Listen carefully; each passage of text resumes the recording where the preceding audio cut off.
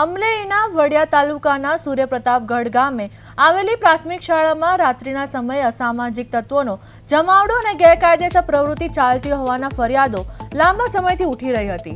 આ બાબતે કંટાળેલા ગ્રામજનોએ એકત્રિત થઈને ગઈકાલે રાત્રે શાળાના પંટાગણમાં આકસ્મિક જનતા રેડ કરી હતી।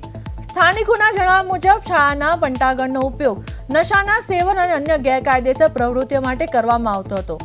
ગ્રામજનો જ્યારે ત્યાં પહોંચ્યા ત્યારે અસામાજિક તત્વો ત્યાં હાજર હતા। જો કે ગ્રામજનોને જોતા જ આ તત્વોએ ઉશ્કેરાઈને પથ્થરમારો કર્યો હતો અને અંધારાનો લાભ લઈને ત્યાંથી ફરાર થઈ ગયા હતા।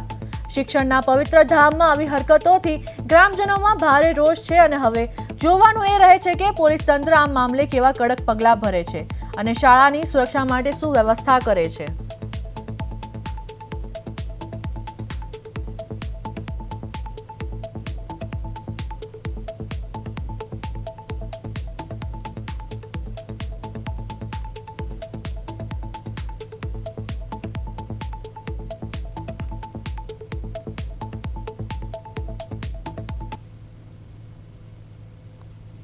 અમરેલીના સાવરકુંડલાના તાલુકાના થોરડી ગામમાં દીપડાના ત્રાસથી ગ્રામજનોનું જીવન જોખમમાં મુકાયું છે। ગત રોજ એક દીપડાએ ગામની સીમમાં આતંક મચાવતા એક પછી એક 3 લોકો પર હુમલો કર્યો હતો।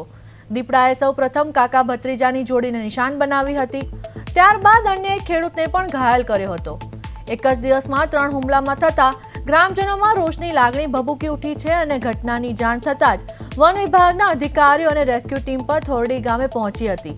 હાલ વિસ્તારમાં સર્ચ ઓપરેશન તેજ કરી દેવામાં આવ્યું છે અને દીપડાને પાંજરે પૂરવા વિવિધ સ્થળોએ પાંજરા ગોઠવવાની તૈયારીઓ કરવામાં આવી છે।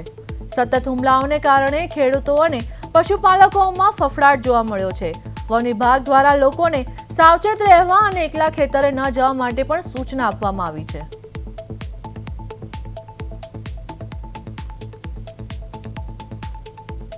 ખેતરમાં કામ કરતા કાકા દીકરાને દીકરે હુમલો કર્યો છે માથે પછીમાં તે પોતે માલાભાઈ લાખાભાઈ મુટકિયા એની પોતાના ખેતરમાં કામ કરતા પાણી વાળતા હતા। એનો છોકરો બહારની સાઈડ લીંબુ ઉતારતો હતો, એની પોતાને સૌ ઉપર વાડી છે, વાડીની કેળુંનું વાવેતર કરેલું છે, કેળુંમાં પાણી વાળતું।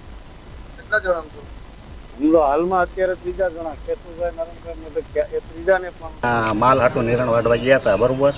તો બાજુમાં પેલા વિખાય છે એ પણ એને કાંઈ ખબર નથી, તો એ નીણ વાટતા જ્યાં એમ કે આવીને દીપડો સીધો એ આ રીતનો માથે તળાપ મારીને જીવલેણ હુમલો કર્યો એમ। બાજુમાં કોને વિખાતા? બાજુમાં લાખાભાઈ દુધાભાઈના દીકરા માલાભાઈ લાખાભાઈ ને જયંતિભાઈના છોકરા શું નામ છે? દિવ્યેશભાઈ જયંતિભાઈ મોટકિયા।